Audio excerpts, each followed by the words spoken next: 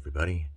This is the ULTEM mechanical coin by unknown maker. Picked it up the other day and I'm pretty happy with it. And I'd like to show it to you and talk to you about it.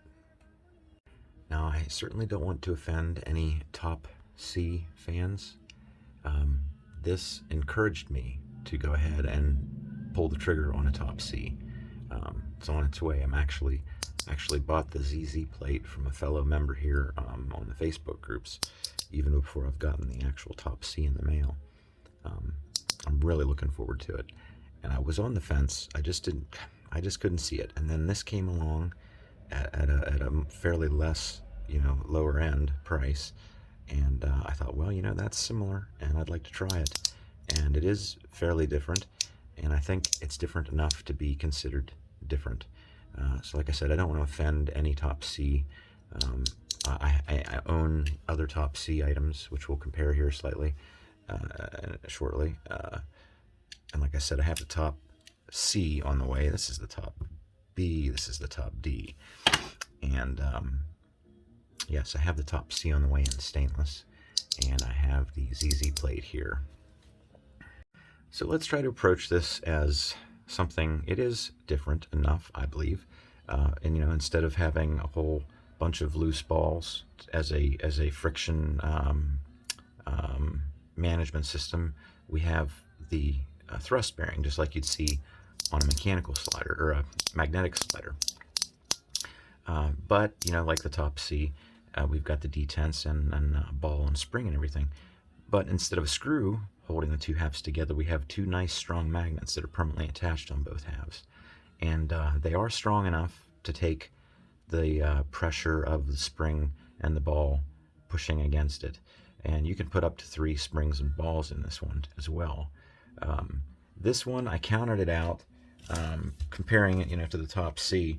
This one has 16 detents. Now the top C with its normal configuration has 12, and the ZZ plate's 24, so it's going to be quite a different experience. Of course, all stainless too. I can tell you with this one, with one ball in it, it's sufficiently strong enough and loud enough for me. And of course, I tried it with 2 and then 3. It gets slightly more difficult to turn, but significantly louder. I didn't bother checking the decibels, but it can be pretty loud. But this is a new experience for me. I mean, I have other things, other mechanicals, and of course we have this one. I just love that. Very similar construction, ball detents and springs and balls. But, this was about $25, and this got me off the fence on the top C. So, I can highly recommend it. What else is different about it? I think we've talked about everything. It has a different number of detents, different friction management system. We'll say this has the thrust bearing instead of the balls, and of course that top C would be held together by a screw in the middle. Overall, this is a more conveniently designed piece with a slightly easier assembly and maintenance. So it'd be interesting to see this in metal. Actually, there is a metal version of the same setup.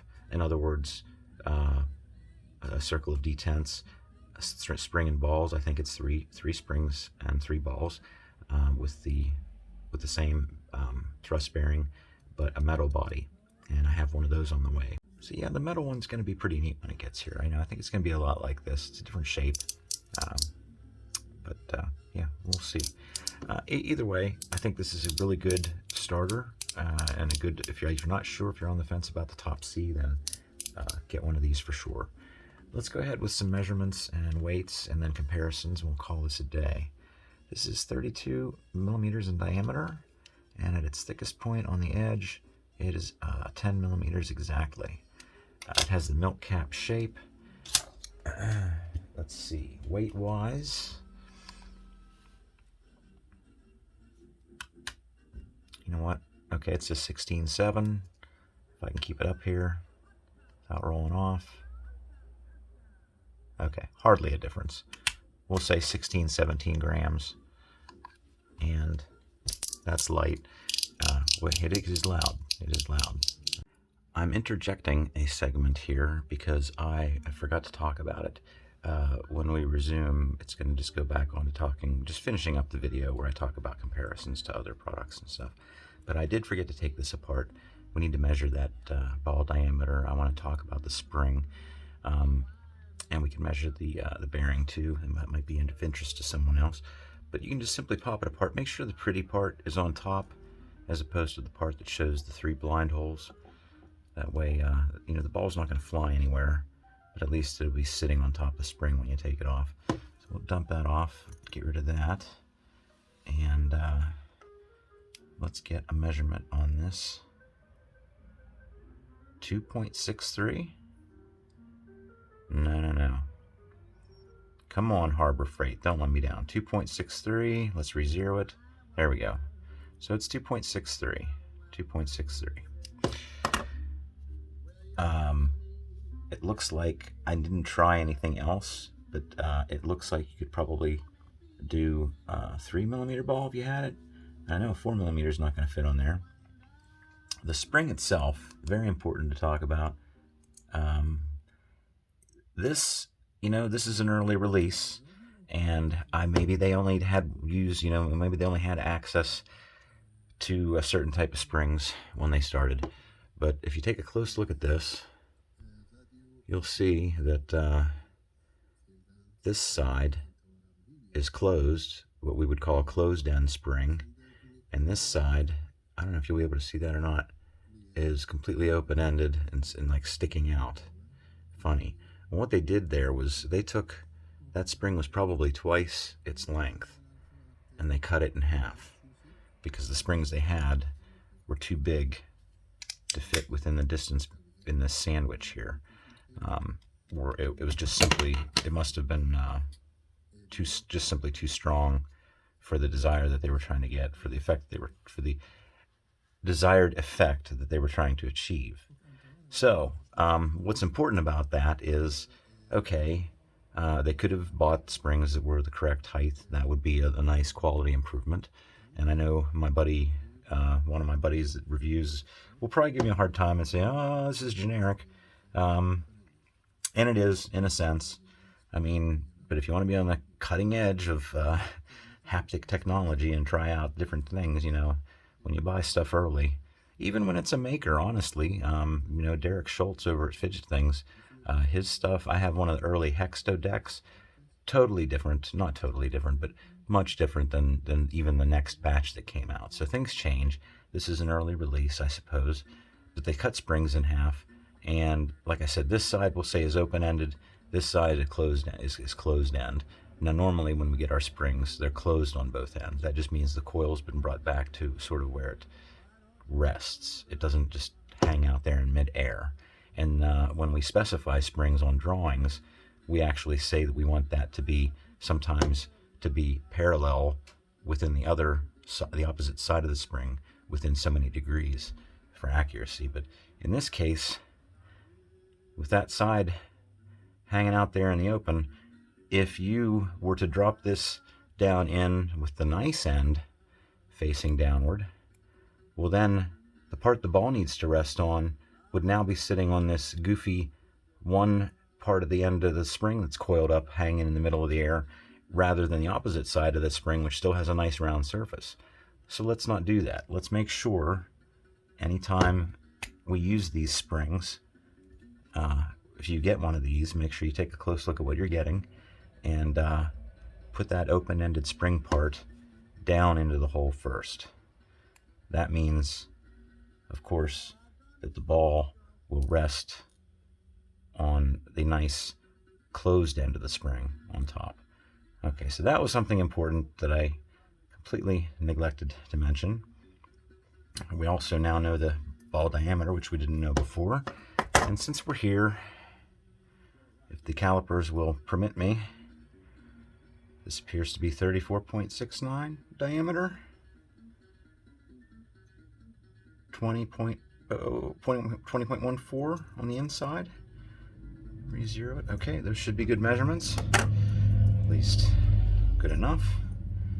And putting it back together is just as simple as that.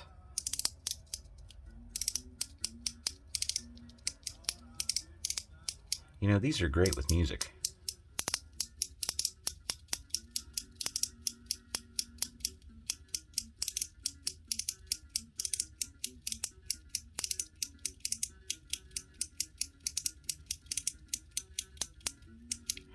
Yeah.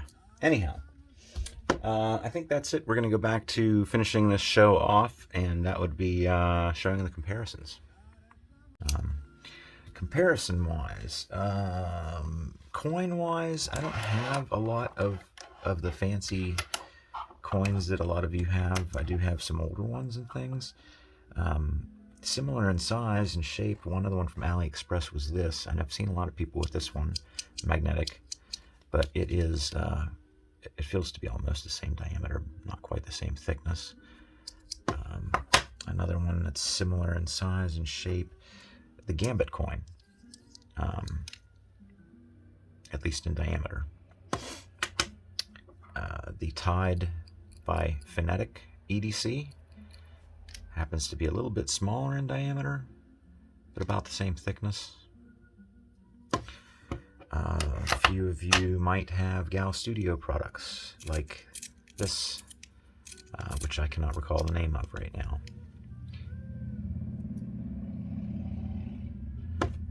Or the Gal Studio, I think it's called the Magic Coin. It is probably a little less in diameter than the ULTEM, and maybe a little bit thicker, especially because of this button. Lastly, I will say the Flux Index is bigger and probably about the same thickness if you go by the middle. So I think that's it. Let me know what you think, and if you have any questions, I'll try to get back to you as soon as I can. Thanks for watching. Bye.